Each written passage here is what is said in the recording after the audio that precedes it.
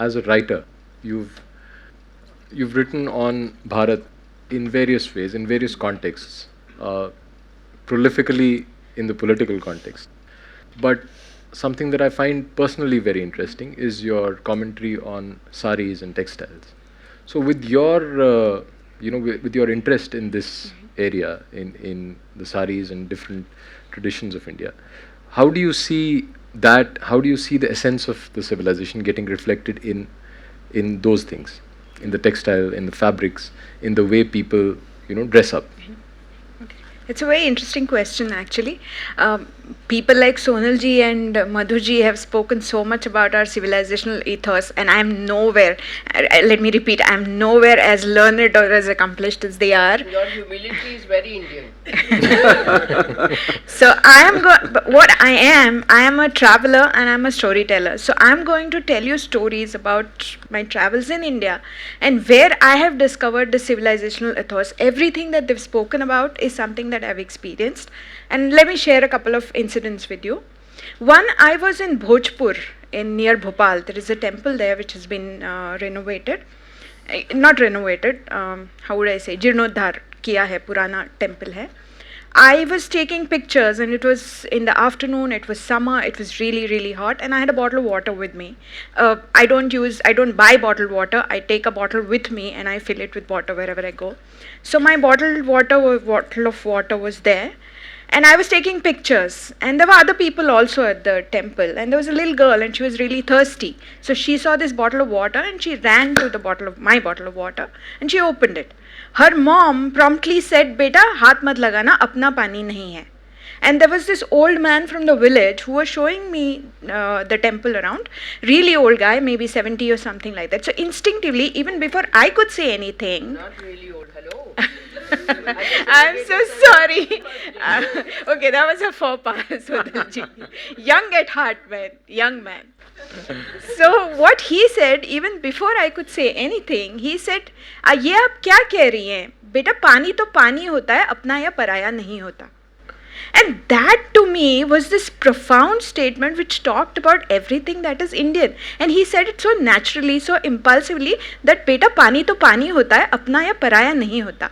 पहले आप even 15 years ago, when we didn't have this proliferation of bottled water, you could go to any place in India and the first thing people would offer to you, even before you asked for it, was water and some good or some singdana or something like that. That was instinctive. Even now, if you go to rural India, the first thing they'll offer to you, even before you ask for it, is water.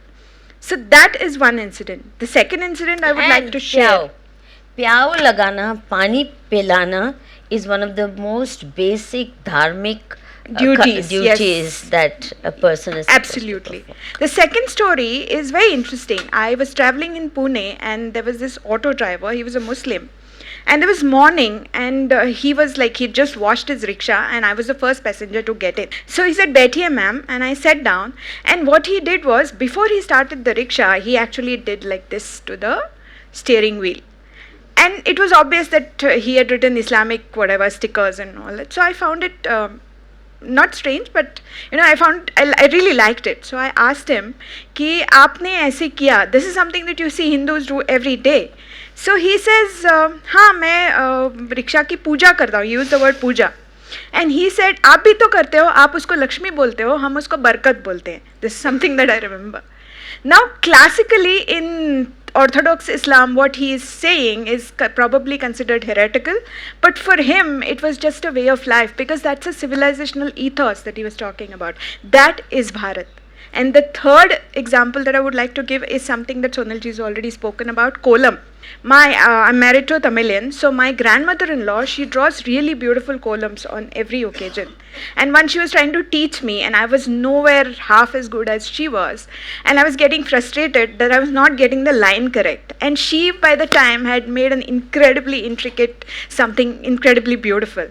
So I was like, I can't do this. She's like, patience. You'll never do it in one day. You'll have to keep learning about it. And then what happened was, she made something very beautiful. She made the dot Rangoli without referring to a book, without referring to anything, from her mind. And within literally 5 minutes, somebody walked over it and it was, tehs mehs ho gaya. So I asked her, don't you feel bad? You spent 2.5 hours creating something so beautiful and in 2 minutes it's destroyed.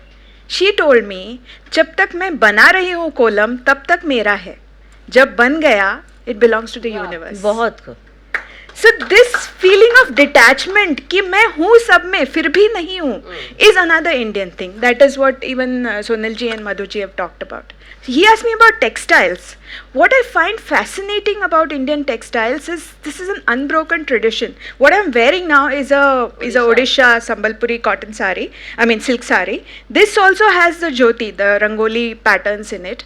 There is a pattern called the Pasapalli checks, which is like the chessboard checks, which you can see the exact same pattern on the attire of the Padmapani Buddha in Ajanta, which is like 3rd century CE. It's the exact same pattern.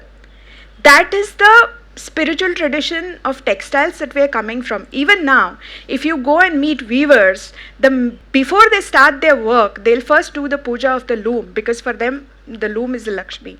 The motifs are they are either drawn from nature, they are drawn from architecture, they are drawn from our religious iconography, and it's also interconnected. So every time I wear a hand-woven weave, Sonal ji knows, she's a connoisseur of Indian textiles. Every time you wear something that is incredibly beautiful and woven by hand, you are being connected to a tradition, to a long tradition. It's like being a part of Ganga, ever flowing, ever moving, ever dynamic, yet never changing civilizational cycle, which to me is the real essence of what is Bharat.